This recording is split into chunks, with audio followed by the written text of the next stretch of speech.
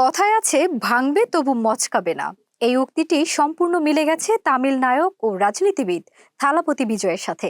কারণ করুর কাণ্ডে সিবিআই এর জিজ্ঞাসাবাদের পর তিনি স্পষ্ট জানিয়েছেন কোনো চাপের কাছে মাথা নত করবেন না তিনি। এ নিয়ে তুলপাড় সারা দেশে। শুধু তাই নয়, তিনি আরো বলেছেন এই লড়াই শুধু তার একার নয়, এটি একটি গণতান্ত্রিক যুদ্ধ।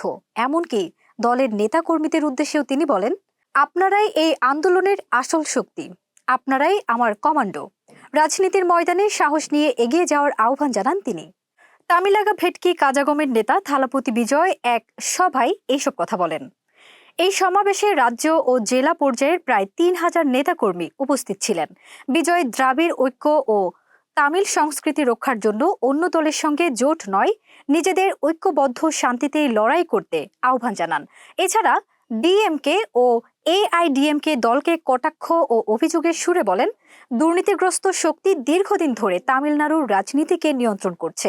তার দাবি, অনেক এলাকায় ভোট কেন্দ্রকে প্রহসনে পরিণত করা হয়েছে। ভোট রক্ষায় নেতাকর্মীদের আরও সচেতন থাকার নির্দেশ দেন বিজয়।